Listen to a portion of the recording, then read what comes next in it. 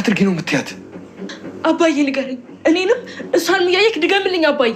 ምን ነው የምደግምልሽ? አባዬ እኔ የት አደንኩኝ? አንተ ደግሞ አባቷ አደንክ። አባዬ ንገራት አባዬ። ለምን ዝም ትለኛለህ አባዬ? እኔ የቷ ነኝ አባዬ? ቆይ እሷስ የኔ የት ነች አባዬ? ንገረኝ። አዎ እህትሽ ነች ዳጣ። አቢጌል እህትሽ ነች። እህትሽ ነች። የዳጣ አባት እኔ ነኝ። እሺ አባትሽ በእናትሽ ላይ ሌላ ሴት ቢደርብ ወይም ደግሞ ልጅ ቢወልድ ጥሩ ነው? ኧረ ጥሩ አይደለም። ሜቢ ጥሩ አይደለም፣ በጭራሽ ጥሩ አይደለም፣ በጭራሽ። እሱን ይዛልኝ ነው ደግሞ እንዳያ ጭንቅላት ላይ አድርገህ እንዳታመጣ መጎተቻ አለሁ። እንዴት እንዳያ ማለት እንዴት?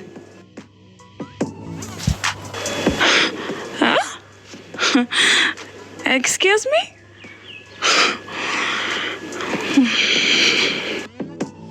አይ ገዚህ ያነጋገር ችግር ነው። ቶ በቃ እዚህ ደግሞ አክስቴ እሱ የአባዬ የጓደኛ ልጅ ነው። ኦኬ እሷስ? እሷም ቆይ ማርቲ ምንድን ነው እያደረገች ያለችው? ቤቱን የእርዳታ ድርጅት አደረገችው እኮ።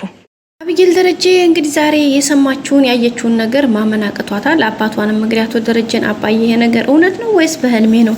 ተኝቼ ከሆነ ቀስቅሱኝ ያገር ያለህ እያለች ነው የምትገኘው። ምክንያቱም እንግዲህ ዛሬ ዳጣ አዎ ልጄ ናት፣ የአብራኬ ክፋይ ልጄ ናት፣ ላንቺም እህትሽ ናት።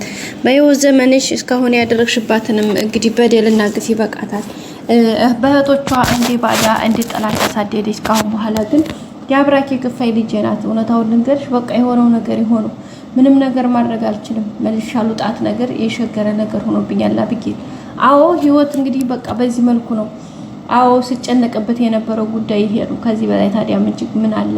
ስለዚህ አዎ ዳጣ እህትሽ ነች። ካሁን በኋላ እንደ ውሃ ተከታታያት፣ እንደ ውሃ አቅርቢያት፣ እንደ ውሃ እህትሽ መሆኗን ያዢ አቅርቢያት። ስለዚህ በምንም አይነት ሁኔታ ቂምና በቀል አትያዥባት እባክሽን።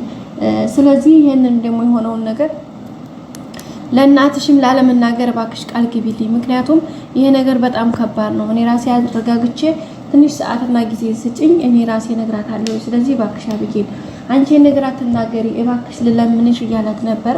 አቢጌል ግን አልቻለችም፣ በጭራሽ ልትችለውም አልቻለችም። አይሆንም፣ በፍጹም ሊሆንም አይችልም። ምክንያቱም ይሄ ነገር በጣም ከባድ ነው። አባዬ በእናቴ ላይ ሂደህ እማዬ ላይ ሂደህ ይሄን ያክል ማገጥክባት፣ በማዬ ላይ ሂደህ ልጅ ወልደህ ያመጣ። ቆይ ምን በቃ አታውቅህም ነበር ማለት ነው? እሷ ቀርቶ አይደለም እኔ ራሱ አንድ ቀን ለሰከንድ አሰብህ አላውቅም ነበር። የምኮራብህን ያክል አሁን አፈርኩብህ ብለዋለች። እንግዲህ ደረጀን በጣም ነው የደነገጠው።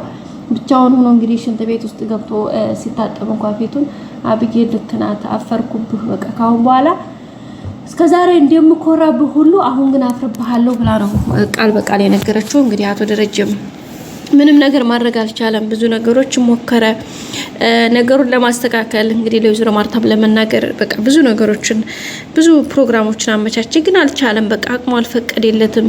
ይሄን ነገር ማርትዬ በላይሽ ላይ ሂጄ ልጅ ወልጄ መጣው ብሎ ለመናገር ዳጣ ልጄ ናት ብሎ ለማስተዋወቅ በጣም ነው የፈራው። ምክንያቱም በእርግጥ ወይዘሮ ማርታ ዳጣን በጣም ከልጆቿ ለይታ የምታያት ልጅ አይደለችም። ብዙ ነገር ግን በቃ የማናት የሚለው ጥያቄ ተደጋጋሚ ሲመጣባት ነበርና እንግዲህ ካሁን ቀደም ግን ያው አቢጌል ደረጀ እንዳልኳችሁ ዲኤንኤውንም ስላስመረመረች እሱ ነገር ውስጧን ሰላም ሰጥቶታል። ስለዚህ አሁን ግን እንዲሁ ዳጣ የሱ ልጅ ትሆናለች ብላ በፍጹም አልጠበቀችም፣ አላሰበችም አሁን ላይ። ምክንያቱም እንደዚህ ይሆናል ጭራሽ ምንም ግምቱም ስለሌላት ማለት ነው። ስለዚህ እንግዲህ አሁን ላይ ደግሞ ይሄው አቢጌል ደረጀ ስትል አቢጌል ይሄው ብቻዋን እያለቀሰች ነው። ብቻዋን በቃ ከራሷ ጋር የተጣላችሁ ለምን መሰላችሁ? ዳጣ እህቷ ስለሆነች ደስ ብሏት ወይ ደግሞ በቃ እስከዛሬ በድያታለሁ ብላ አይደለም እንደዚህ የሚያረጋት። እንደዚህ የሚያደርጋት ምን እንደው ታውቃላችሁ? ያን ያክል ጊዜ እኔ በዛን ያክል ስሞክር ያን ሁሉ ሙከራ ያ ሁሉ ልፋቴ እንዴት መናቀር የሚል ነገር ነው እሷ። ምክንያቱም እንደሚታወቀው ብዙ ነገሮችን ማጭራለች፣ ብዙ ነገሮችን ፋጭራለች፣ ብዙ ነገሮችን ለማስተካከል ወጣ ወረድ ብላለች፣ ግን አልተሳካላትም።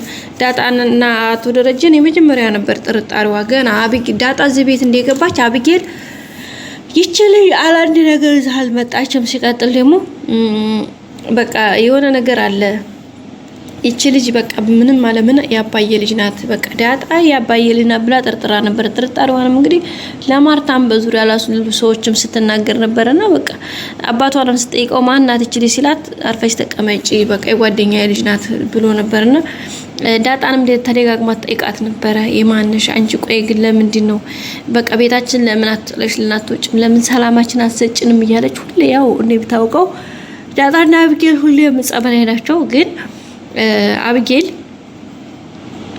ውስጡ አንድም ቀን አርፎ ያቅም ነበርና ያ ሁሉ ነገር ያ ሁሉ ሙከራዋ ያ ሁሉ ስራዋ ያ ሁሉ ልፋቷ ከንቱ ስለቀረ ነው አሁን እያናደዳት ያለው እንጂ ከሌላ አንፃር አይደለም። እሱ ነው በጣም ያበሳጫት በጣም ያናደዳት ክፍል እሱ ነው። ስለዚህ እንግዲህ የምችለውን ያክል ያደረገች ነበር ግን አልተሳካላትም። ያው ሁሉም ነገር እንግዲህ ለበጎ ነው አይደለ? በመጨረሻ እንግዲህ ደግሞ የአባቷ ልጅ መሆኗን ወይም ደግሞ እህቷ እንደሆነ ዳጣን ስትሰማ በጣም በቃ ማመት ነው ያቃታት። ለምን ዲኤንኤ ያስመረምራለች እኮ በሰዓቱ ግን ፌል አድርጓል። ያው ፌል ያደረገው ደግሞ እንደምታወቀው ከዳጣ ወሰርኩ ብላ አሰበችው ሳምፕል ስላልተሳካላት ነው እንጂ ልጅ አባትና ልጅ ሳይሆኑ ቀርተው አይደለም።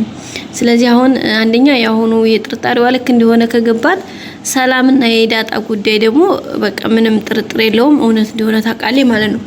ስለዚህ አሁን ለማየ ለእናቴ እነግራታለሁ ይሄን ነገር ሳልናገር ተኝቼ ማድር አልችልም ብላ ሄዳለች። በእርግጠኝነት እንግዲህ እንደማንነግራት ተስፋ እናደርጋለን። በአንድም በሌላ ምክንያቶች አንደኛ ማርታ እህቷ ጋር ስለሆነች እህቷ ፊትምሽም ይሄን አትነግራትም። ፕሮግራም ያው ለማመቻቸት መሞከሩ አይቀርም። ያው ማርታም ደግሞ ሰስፔንሱና ብዙም አሁን ትራትላትም ማለት አትጠይቃትም። ስለዚህ ከዛ አንፃር ነው እንጂ ነገር የከፋ ነው የሚሆነው። ስለዚህ ምናልባት እሷም ደግሞ ወደ ራሷ ትንሽ ለማገናዘብ ትሞክር ይሆናል። ይሄን ነገር እንግዲህ መናገር ያለበት ደረጀና ደረጀ ብቻ ነው። ምክንያቱም ማርታን ቁጭ አድርጎ ከግሯ ስር ወርቆ የሆነውን ነገር ነግሯት የሆነውን ነገር አስረድቷት የሆነውን ነገር አብራርቶላት በዛ መልኩ ነው እንግዲህ ነገሮችን እንዲስተካከል የምትፈልገው ማለት ነው። አቶ ደረጀ እንግዲህ አሁን ግን አብጌል ልጅ ሁሉም ነገር ስለገባ ሚስጥሩም ሁሉንም ነገር አብጌል ስለያዘችው በጣም ግራ ገብቶታል። ግን ሁሉም ነገር እንግዲህ በጊዜው በሰዓቱ እንደሚስተካከል ተስፋ እናደርጋለን። አቶ ደረጀም እንግዲህ ከዚህ ከጭንቀቱ ወጥቶ ቤተሰቡም ሳይበተን ሁኔታው ነገር ሁሉም በጊዜው በሰዓቱ እንደሆነ ተስፋ እናደርጋለን። በተለይ አሁን ደግሞ ነገሩ የሚያከብደው የማርቲ እህት እንዳያችኋት እቺ ቅብጥያማ ማለት ነው።